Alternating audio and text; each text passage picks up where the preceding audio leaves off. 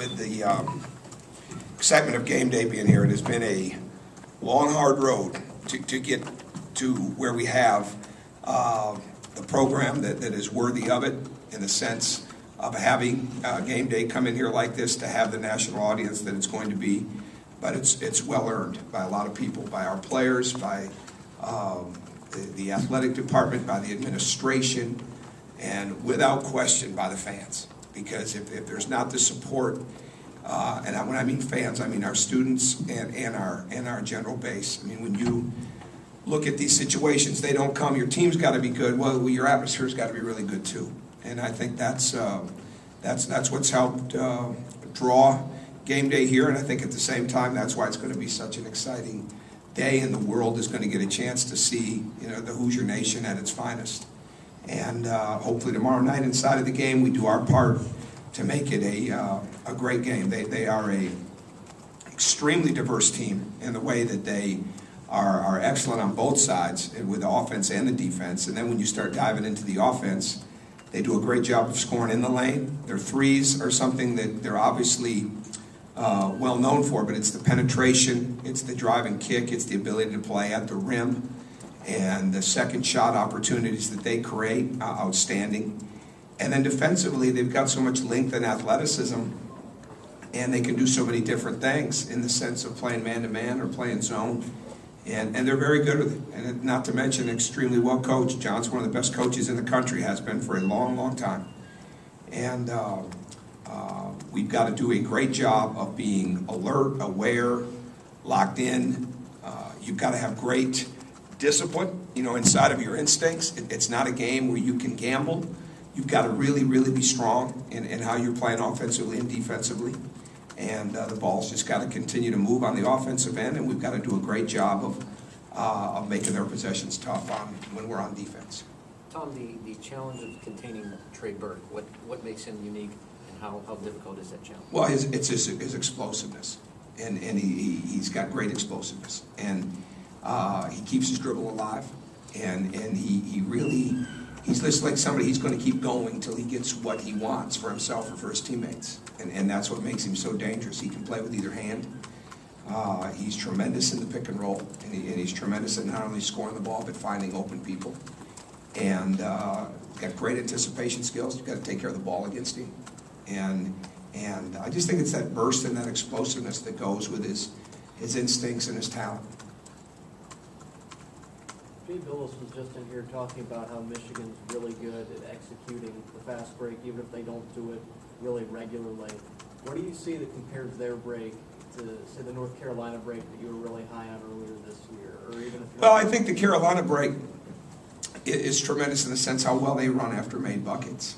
And Michigan can do either. They can run after made buckets if they want, or they can come down and get in their half-court offense. But they are tremendous at running on misses and turnovers. And we felt like this when Darius Morris was the point guard.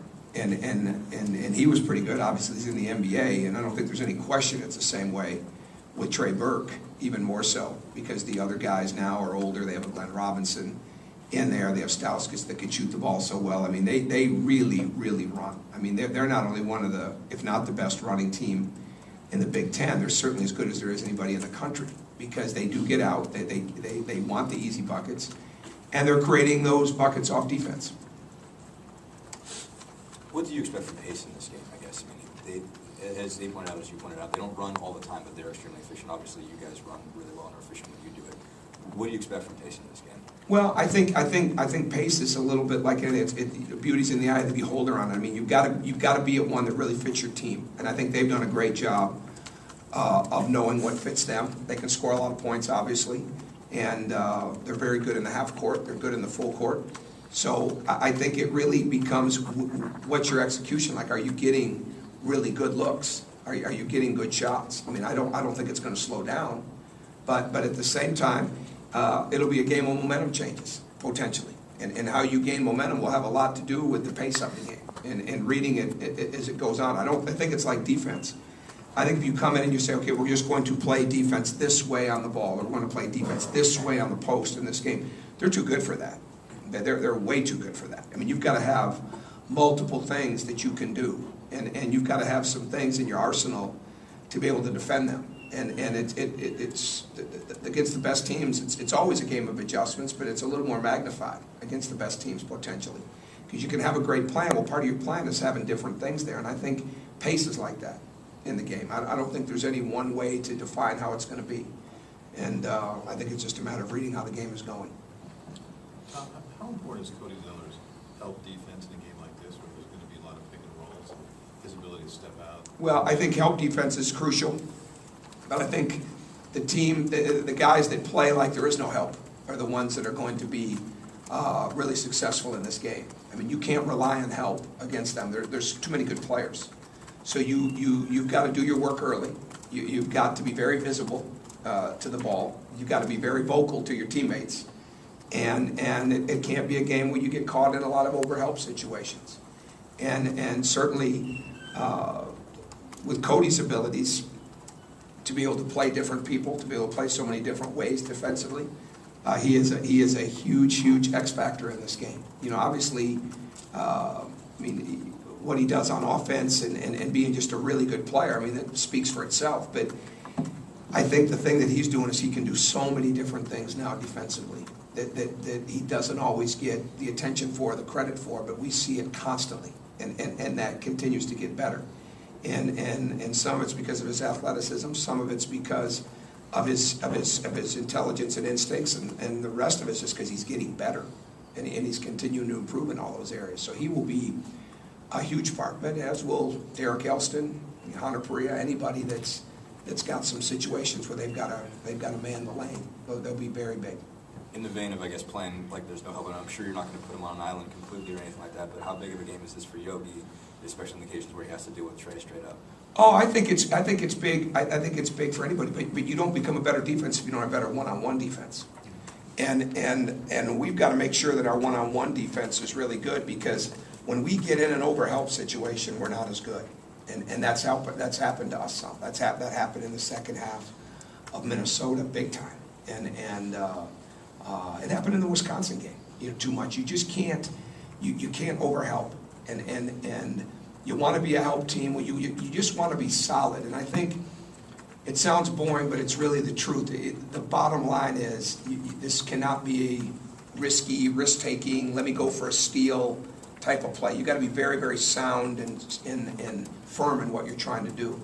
And whoever's guarding Trey Burke is not guarding him by themselves. You know, obviously you are, in the sense that you've got to stay in front of him. But you've got to have the confidence. You get your confidence from your teammates, being in early help situations and being really verbal. Tom, what does it mean to you to have game day here in the atmosphere here? Oh, I think it's. Building in the program? Oh, I think it's a huge thing. I think it's. I said it right before you walked in. It's been a long road to come back to this. I think it speaks for a lot of people. It really does. They don't come if your team's not real good, but they also don't come if your atmosphere's not real good. And our atmosphere is great, and it has been for a long time. And it's like anything else. You want to hope that you're getting better all the time, and I feel like we are. I feel like the atmosphere of the games is getting better. It's got to be. Everybody that walks in here tomorrow night or tomorrow morning, and even the people that don't get to the game, they've had a huge hand in all of this. And so that when you look at the game day experience, they've had a huge hand in that as well. And I hope everybody enjoys it. And with that being said, I hope they take it to another level tomorrow night. In every area, you know, energy of the crowd, you name it. Everybody, when you're playing a team like Michigan, and when you're doing it in a venue like this, and you're doing it with a atmosphere that's being created because of game day, everybody's got to step their game up. And we do, I do, everybody does. And you just want it to be, fantastic, and let the results, you know, come where they may, but doing everything you can do to make it just the atmosphere that people expect it to be and that they've created. And I think that's what TV's looking for, and certainly that's what we're looking for. Can you see yourself a little later on reflecting on the fact that You lost me at reflecting, but go ahead, I'll stick with you. Well, the fact Out of respect. that your team is one half of the highest ranked game combined ever played at Assembly Hall. I mean, the fact that you talk about the long road back, the fact that you're standing here in something that hasn't been done before, at least here, what does that mean to you? Oh, it means that a lot of people have worked extremely hard. I mean, that the vision was real. You know, even when you couldn't see it, and I've been a part of game day before, I know what it means to have game day. We had it at Marquette, my second to last year, and it was incredible, and just absolutely incredible, and there's just something different about it. And if you're at Indiana, you're going to play in some great games. You're going to play in some tremendous venues, starting with where you play your home games, and you want to be able to play for the whole thing. And when you get into a situation like this, all those things are there because people believed in it. They worked. The recruits believed in it that are part of the team now. The older guys kept getting better and better. The coaches stayed with it. Everybody, the fans stayed with it. I think when you look back and reflect on it someday, it'd be something to really look at, take a breath, and say, you know, we accomplished a lot. When you're right in the middle of it, you don't feel like that. Game day will take care of itself. Guarding Trey Burke and Tim Hardaway and Glenn Robinson and those guys, that's another story. And that's so much where your attention's at. But there's no question that so many people have worked to make something like this be a possibility. But every day, and we have so many guys that are 365-day-a-year guys right now on this team, those guys work to put you in this position, and they're the ones that truly deserve the credit for where it's sitting right now. There's no doubt about that. Anything else for Coach? You mentioned Hardaway. We didn't have a chance to talk much about him. Just how much have you seen him sort of progress? I mean, especially. Oh, he's got an incredible first step. You know, he can score off the dribble. He's shooting threes. I mean, he was tremendous at Minnesota. He's played a lot of games. He's got a great understanding of the league, I would imagine. He can score in bunches. He's very good defensively. He's one of the better players in the country. And with that being said, what makes him good, what makes Trey Burke good, is the same thing that I think makes our better players good. Everybody else on the court can play too. And there's nowhere to look at it and say, well, you know what, we'll just go play a half a man on this guy, or we can back off here. You have to really look at their strengths, try to figure out how you're going to take them away, but you can't start with, well, we don't have to guard this guy or that guy. And I think because of that, guys like Tim Hardaway, Trey Burke, our guys, they're so much better because they get a chance to exploit their skills that much more, because you really have to make some choices now. Are we going to try to take this away? Are we going to try to take that away? You can't take it all away. And that's when those guys really stand out. Guys like Tim Hardaway.